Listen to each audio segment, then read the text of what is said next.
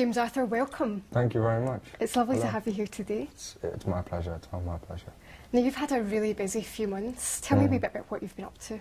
I've pretty much been living in the studio, recording my album, writing. Yeah, I've really just sort of embroiled myself in music.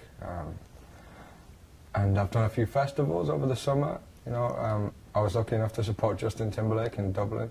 It's been an incredible year, you know, working with some of my idols in terms of producers, people like Salam Remy and Naughty Boy and Labyrinth, Mike Dean, who worked on Watch the Throne, Jay-Z and Kanye, two of my favourite artists.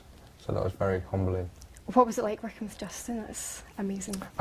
It's incredible to do a show with someone of that ilk. Was you know, to be invited was very overwhelming, very humbling. Yeah, you know, what more can you ask for? Did you get any tips at all? No, Justin Timberlake kind of goes in his own zone before a show, so I don't really get a chance to have a proper chat with him. So. Yeah. And you've been working on a lot of your own music as well. Tell me about the new single.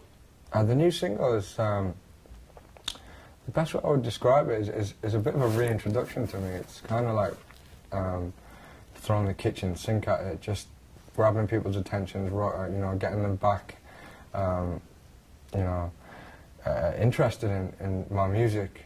You know, it's very hooky and soulful, and musically, I think it grabs you. So that was really it. Just kind of wanted to grab people, and you know, the rest of the album is kind of a little bit more intense. It's a bit more cinematic, and you know, there's elements of soul that you get in You're Nobody, but then there's the honesty that you get with Impossible, and all the words coming from myself. And I just hope people relate to it.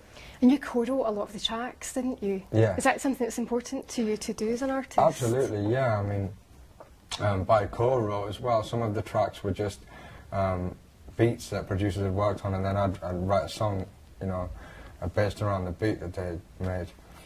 So it was very important for me to have that sort of control. I think the A&R team that worked on the X Factor, who became my A&R team pretty much, afterwards trusted my my ear, if you like, and where I think that I should go in terms of my sound. And it's great, you know, to be allowed, to be afforded the freedom to write was a real honour. You know, I was very flattered by that. And your first single obviously was such a massive success. You know, Brit nominated, the fastest selling single of 2012. Is that a lot of pressure to live up to, or is that something that spurs you on to?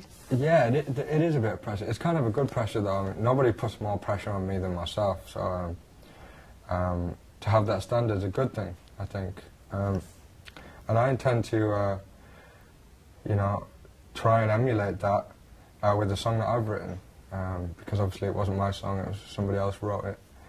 So yeah, it would be really nice to achieve the same sort of success with a song that I'd written. And you also did a cover recently of Miley Cyrus's Wrecking Ball, which has been a big hit amongst your fans. I wasn't expecting that at all. It was weird, strange how everybody's caught onto that. Yeah. I guess I just like the song a lot, you know. I think, regardless of what you think about Miley Cyrus and the way she expresses herself in her personal life, I'm not interested in any of that. I just like her as an artist, as a singer and a songwriter. And I think Wrecking Ball is a very finely written song, so I wanted to take it on and see what I could do with it. Do you think she's been unfairly judged in a way with the reaction she's had lately? I mean, you know, I think it's people's personal preferences and you know, what they agree with and their morals and values and things like that. For me personally, like, I'm the type of guy who thinks everybody should just be free to do what they want as long as they're not hurting anybody. I think she's expressing herself. She looks good naked. I mean, if I looked that good naked, I'd be on a wrecking ball to millions of people swinging about. To be honest, maybe next video then, maybe. yeah, let's. Maybe I'll, like, I don't know, strip down to my pants or something. I'm not really going to do that. Just, yeah, no, I think I'm going to judge her as an artist, and I think she's a very good artist. Just talking about music videos there, the one for You're Nobody Till Somebody Loves You looked really fun. Tell me a bit about shooting that. It was really fun. It was my first video. I haven't really done anything like that before. But I've always been interested in acting and like, you know, getting involved in filming stuff, directing stuff, and to be on set with someone like Emil Nava, who directed my video, was really inspirational. It was a very fun day, even though I had to sing the song like, I don't know, a million times. And you know, we were stood up all day, like, it was just fun for a whole 15 hours or whatever it was that we were doing it. It was a lot of fun, you know. We captured a lot of interesting characters with the handheld camera, and I'd like to think it captured just the vibe, really, which is what the song is about. It's a vibe. It's kind of a rockier sound for you as well, isn't it? This single, slightly different direction for you. Is that the direction your album will be going into? The album has a lot of different elements to it.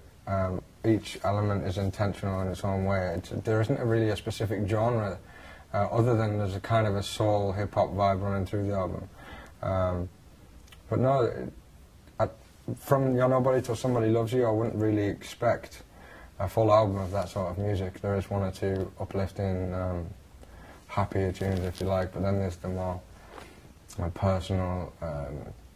But maybe what you know from X Factor of me, like the kind of passionate, more honest, vulnerable songs.